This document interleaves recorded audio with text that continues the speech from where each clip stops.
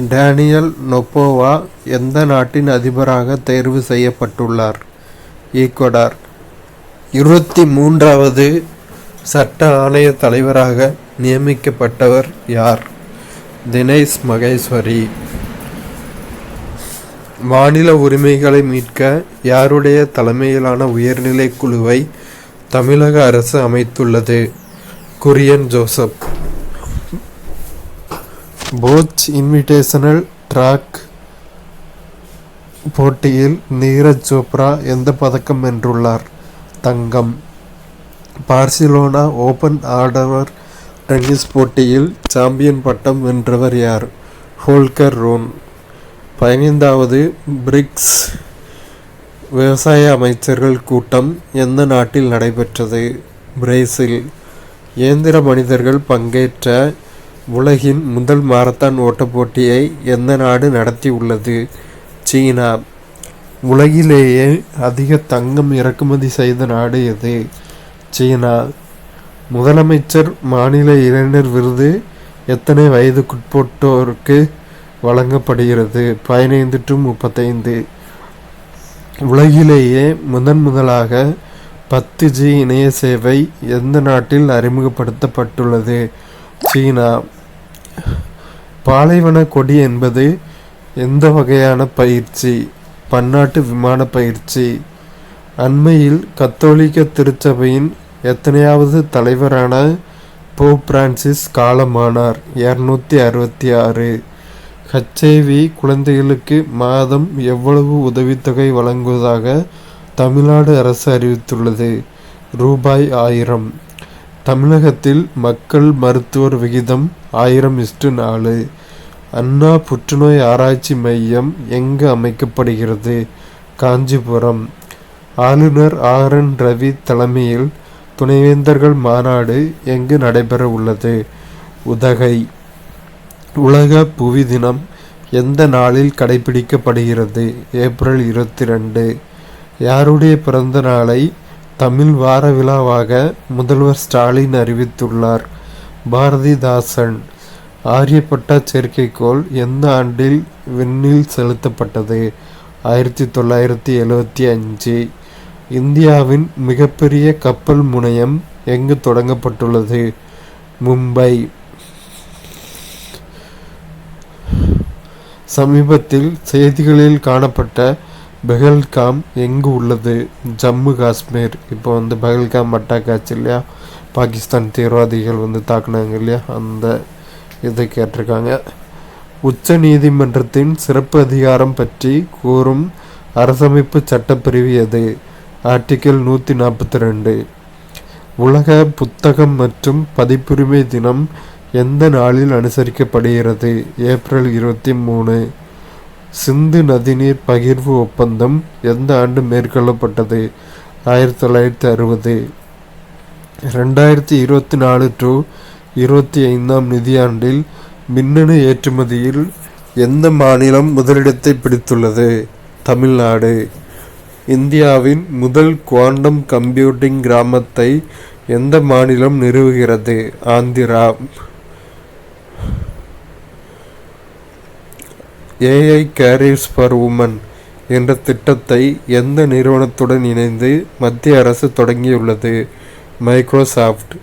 பொது நிர்வாகத்தில் சிறந்து விளங்குவதற்கான பிரதமரின் விருது 2024 எந்த செயலிக்கு வழங்கப்பட்டுள்ளது? போஷன் டிராக்கர்.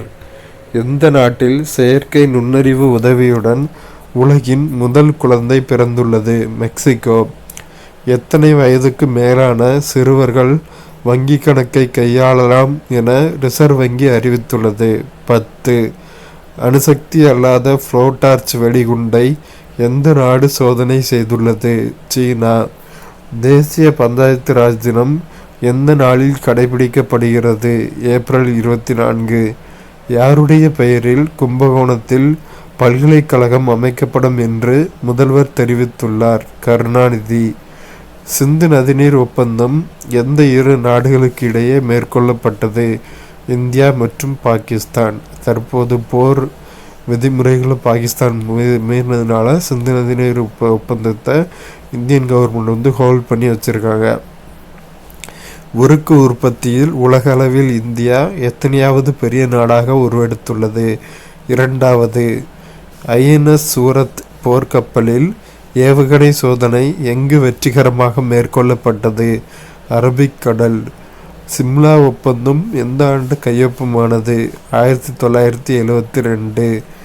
குடிமை பணி தேர்வு பயிற்சி மையம் எங்கு அமைக்கப்பட உள்ளது? சென்னை.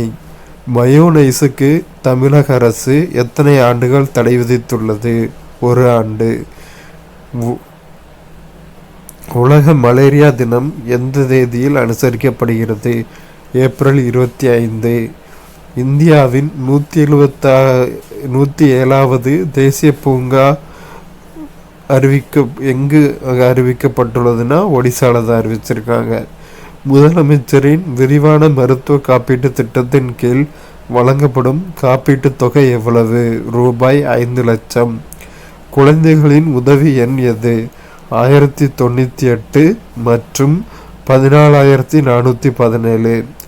சமீபத்தில் எந்த அமைப்பின் முன்னாள் தலைவர் கஸ்தூரி ரங்கன் காலமானார்? இஸ்ரோ. சரி, குழந்தைகளின் உதவி எண் எப்படி சொல்லணும்னா 1098 மற்றும் 14417 இப்படி தான் சொல்லணும். இதுதான் கரெக்டு. திறன் முனைப்பு இயக்கம் எந்தெந்த வகுப்பு படிக்கும் மாணவர்களுக்கு தொடங்கப்பட உள்ளது? 6 to 8. ரூபாய் 10,000 கோடி முதலீட்டை ஈர்க்கும் வகையில் பிரத்யேக தொழில் பூங்கா எங்கு அமைக்கப்பட உள்ளது? சென்னை. கடந்த நிதியாண்டில் தோல் பொருட்கள் காலணிகள் ஏற்றுமதி எத்தனை சதவீதம் அதிகரித்துள்ளது? 25%. உலக அறிவுசார் சொத்து தினம் எந்த தேதியில் கடைபிடிக்கப்படுகிறது? ஏப்ரல் 26. தமிழக மின்துறை அமைச்சராக தற்போது நியமிக்கப்பட்டவர் சிவசங்கர். 2024 to 25 நிதியாண்டில் தேசிய நீர்வழி சாலைகள் மூலம் எத்தனை கோடி டன் சரக்கு போக்குவரத்து மேற்கொள்ளப்பட்டது? 14.55 கோடி டன். உலக வங்கி அறிக்கையின்படி இந்தியாவில் கடும் வறுமையிலிருந்து எத்தனை கோடி பேர் மீட்கப்பட்டுள்ளனர்? 17 கோடி. அண்மையில் காலமான புகழ்பெற்ற வரலாற்று ஆய்வாளர் MGS நாராயணன் எந்த மாநிலத்தை சேர்ந்தவர்? கேரளா. சசேத் செயலி எதனுடன் தொடர்புடையது? பேரிடர். கடன்களை வசூலிப்பதில் மிரட்டுவது போன்ற கொடுமைகளிலிருந்து பாதுகாக்கும் மசோதாவை சட்டப்பேரவையில் தாக்கல் செய்தவர் உதயநிதி ஸ்டாலின். முன்னாள் நடிகர் மற்றும் இப்போதைய அரசியல்வாதியான உதயநிதி ஸ்டாலின் அவர்கள்தான்.